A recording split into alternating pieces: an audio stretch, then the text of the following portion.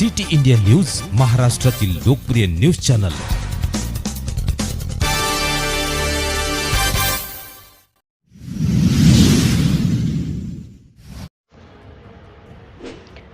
महसूल विभागाने 2 मुरुमचे टिप्पर पकडले। महसूल विभागाने 2 मुरुमचे टिप्पर पकडले। विना रॉयल्टी मुरुम वाहतूक, दहेगाव शिवारातील कारवाई। मुरुम चोरीला आळा घालण्यासाठी मौदा तालुक्यातील महसूल विभागाने सुरू केलेली मोहीम आणखी तीव्र केली आहे।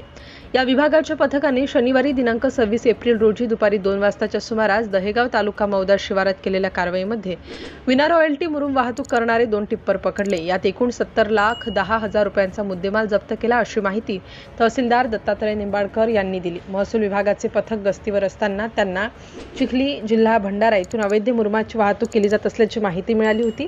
त्यामुळे या पथकाने दहेगाव शिवारात नाकाबंदी करीत MH 49 AT 6371 2 MH 40 CT 0316 क्रमांकाचा टिप्पर अडवून झडती घेतली।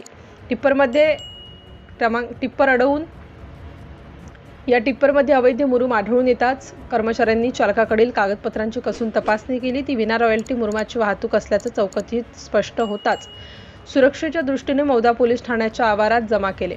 ही कारवाई नायब तहसीलदार नवनाथ कातकडे, मंडळ अधिकारी राहुल भुजाडे, ग्राम महसूल अधिकारी तुषार इडपाते, आशिष गोगलवार, जयवंत इंदुरकर, महसूल सेवक विपुल मानकर यांच्या पथकाने केली। 70,10,000चा मुद्देमाल जप्त असून महसूल विभागाने जप्त करून टिप्परवर रेती असा एकूण 70,10,000 रुपयांचा मुद्देमाल जप्त केलेला आहे। तसेच निहारवाणी हे गाव मौदा तालुक्याच्या व भंडारा जिल्ह्याच्या टोकावर असून कोणत्याही अधिकाऱ्याच्या लक्षात येता कामा नये म्हणून अवैध मुरुमाची वाहतूक नेहमीच सुरू असते। ही माहिती मिळताच यांनी चौकशी सुरू केली। या चौकशीत दुचाकीने पकडण्यात आले।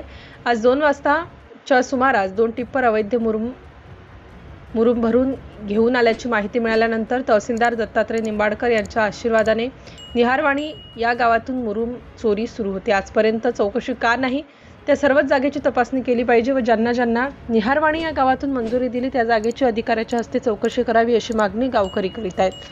सिटी इंडिया न्यूजसाठी नागपूर जिल्हा उपसंपादक अनिल ढोलवार।